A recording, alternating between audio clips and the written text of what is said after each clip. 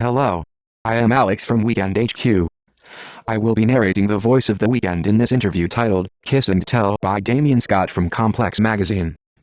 You can pick up this article in the August-September 2013 issue of Complex Magazine. Make sure to follow us on Twitter at Weeknd HQ, and make sure to visit our website for everything The Weeknd at weekndhq.com. Hello. I'm Victoria. Let's get started with the questions. Why haven't you done an interview until now? I felt like I had nothing to say. I still feel I have nothing to say. I'm the most boring person to talk to. So why now? Is your label pushing you to do press for the album?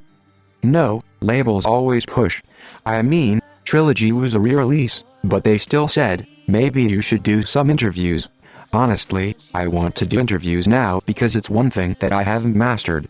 Even Prince did interviews. Michael did interviews. And I can tell in the interviews they're uncomfortable. Why are they doing this? Because they feel like they have to do it to be a complete artist. I felt like this was my time. And maybe I wouldn't have done it if I thought you were an asshole. I probably would have been like, fuck this guy. Is the air of mystery intentional? Yes and no. In the beginning, I was very insecure.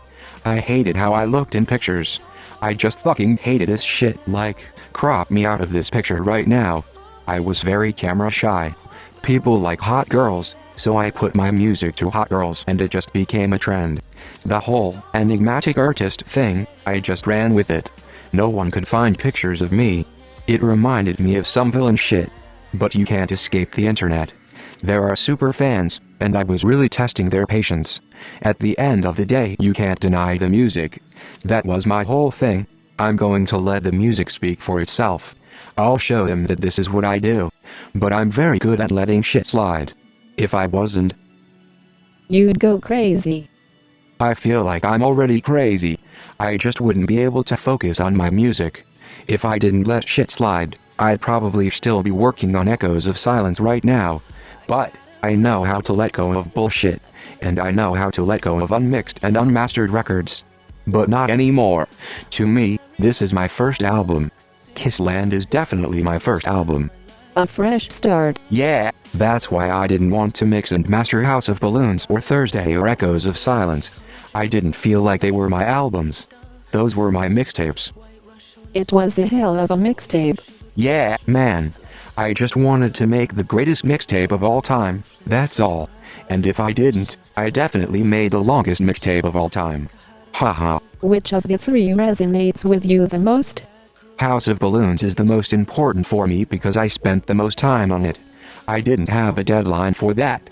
As soon as I put House of Balloons out, I let the world know I'm coming out with 2 more albums this year, so I had my own little deadline. Before House of Balloons, it was all freedom. House of Balloons was actually supposed to have more songs than it does. I had so many records left, and then Take Care came through. Crew Love, Shot for Me, and The Ride were supposed to be on House of Balloons. I wanted to come out with like 14 records. I felt like The Ride was the last one, and it wasn't done yet. Drake heard it and he was like, this shit's crazy. How did you give it to him? Was it just an instrumental? Yeah, we were making the drum loop and, oh man, I had smoked I don't know how much weed. Even Drake, he came into that session and we were all smoked out. It was terrible how much weed smoke was in that room. I was surprised I could even hit a note. I had sung this melody, it wasn't a hook, just an unfinished lyric. And he liked it so much, he was like, I need to have this, man, I know I've already taken Shot for Me and Crew Love and this and that. And me, I was hungry at that time. I was like, dude, take anything. At that point I was like, hell yeah. In your mind, what was The Ride supposed to be? There are 2 ways of making music for me. There's a calculated route, like, I know exactly what I'm going to do with this song. And then there's the free mind. That was one of the free-minded records. It was all subconscious. I'll make the music first and loop it, and then I'll go into the booth and start singing almost 45 minutes straight. And these are not words. This is gibberish. It's a songwriter language. There are lyrics on Thursday, I don't even know what the fuck I said. Gone was a complete freestyle. Isn't that like 8 minutes long? Ha ha ha, yeah, exactly. With me, everything is a blank canvas. I'm painting this canvas by whipping the colors. I want to show the world that I can shit out albums like nothing. The song, Kissland, has a new level of musicality and thoughtfulness that seems apropos for your first major label release. I'm all about evolution. I'm the first person to judge myself. I listen to my music and I'll be like, this is shit. Everyone around me is like, what the fuck is wrong with you? What are some flaws you saw in your past 3 releases? Just technical, musical stuff. And, of course, writing. You're bound to find flaws and repetition when you come out with 3 albums in 1 year. At that point I was very cavalier. I didn't give a shit. Some people realized it and some don't. Me, I'm very critical.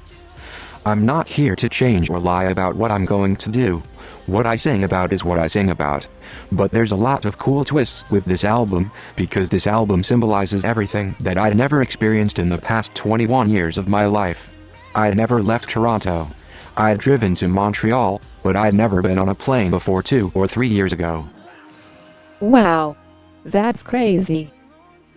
From when I was born to when I was 21, I never left Toronto. That's why I'm such a city cat. Trilogy is my experiences in those 4 walls. Kissland is me doing the things I did in Trilogy in different settings. My favorite of the Trilogy set, which goes against conventional wisdom, is Echoes of Silence. Really? The last one? Echoes of Silence was made in Montreal. I had a lot of darkness in that city. My favorite song on that project is Next. That's an artist song. If you're an artist, you can relate to that record. Especially if you're in that hip-hop world, Next is for you. It's that balance of high and low. To start a song off, she pops that pussy on a Monday. Where is this going from there? I'm a huge fan of R. Kelly's. He's a musical genius, and probably the most prolific artist of the generation before mine. Some of the lines she says, if you say them in a normal voice, it's the most disgusting thing you could say to somebody. But I can say, pussy ass nigga, in the most elegant and sexiest way ever, and it's accepted. If I can get away with singing that, I'm doing something right. All that ignorance on my records, when she put it in her mouth, she can't seem to reach my... That's me paying homage to R. Kelly, and even Prince to a certain extent. The things R. Kelly was saying were crazy. You can say it now and it's nothing, but back then you couldn't. Since Trilogy, you've made songs with Wiz, Juicy J, French Montana, Drake. They are all friends of mine. Every time Wiz came to Toronto, my friend would take me to his concerts and bring me backstage. To this day, he's the realest dude ever. So when he asked me to work with him, I did it without hesitation. When you do a feature for other artists, do you give them an entire song? With Crew Love, it wasn't like that. Like I said, that was my song. I had a hook and I had a second verse. And Drake heard it and he was like, fuck, man. There's a second verse? Yeah, there was a second verse on it. You've got to play that for me. I fucking hate the second verse. That was a complete freestyle as well. I'm glad Drake placed his vocals on it. That song was so special to him. I didn't hear that verse until maybe 4 or 5 months after I gave it to him. Even with The Zone, I was scared I was going to have to put out Thursday before his verse came in because Drake takes his time. He makes sure that he says the right shit and his flow is on point. It seems like your work on Take Care was similar to the way Kanye West enlisted Kid Cudi on 808s and Heartbreak. Or when Jay-Z hit up Kanye for The Blueprint. Do you think Drake tapped you to give Take Care that feel? Yeah, he told me he wouldn't be able to do the album without me. You can read it on the credits that he thanked me. I don't know if that's him being generous, but I gave him a lot of records. I made Practice. What did you do on Practice? That whole hook was me. That's probably the only song I wrote for Take Care. The rest of it was just shit I was going to have for House of Balloons. He really wanted to incorporate my sound, which was inspired by his sound. It's not like, oh, I had the new sound. It was just easier for him to relate to me, because it was his sound with an edge. It was that Toronto sound. So yeah, you're right. I feel like I could have been dead for his album. People think you guys aren't cool with each other anymore. No, that's not true. Definitely not true. But it makes sense. The thing about Drake is I told him what my decisions were going to be, and he was down with it from the beginning. You mean in terms of your label deal? Everything. I told him from day one what my decision was going to be. I wasn't going that route. I was going to go my own route. And he supported me. So when you read things about how you two are not cool, He's like me when it comes to shit like that, too. He loves reading that stuff.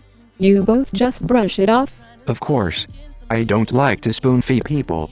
I don't like to be like, you know what? I'm going to let the world know that we're cool. We're going to take a picture together. Everyone's cool. It's all about the mystery, and people like it. Shit's WWE, man. It's wrestling, you know what I mean? The other rumor is that you two are party next door. Ha ha ha, no, that's not true at all. I never met him. Where do you see yourself in the world of R&B? The only thing R&B about my shit is the style of singing. My inspiration is R. Kelly, Michael Jackson, and Prince, for the vocals anyway. My production and songwriting, and the environment around those vocals are not inspired by R&B at all. I heard Portishead drums on Belong to the World. Yeah, that was the inspiration behind that. I wrote a letter to the producers of Portishead and let them know this album is inspired by them. The entire Kissland album? Most of it. I find a sound and run with it. It varies from Stevie Nicks to Genesis and Phil Collins. The production is very cinematic for me, and R&B was never cinematic like that. Do you have a greater understanding of love on this album? I don't know. Like I said, a lot of it's subconscious. On Belong to the World, it sounds like you may have had a serious relationship. Belong to the World is about falling in love with the wrong person. There are some songs where I talk about the same person, but I like to make every song about someone else. Thursday is a conceptual album. Whatever that situation was, I spent the whole album focusing on that situation. Have you gone through heartbreak before? I think I did. I'm not sure. Some people think they go through situations and then it hits them like a fucking brick. I hope that I fell in love and I hope that my heart was broken.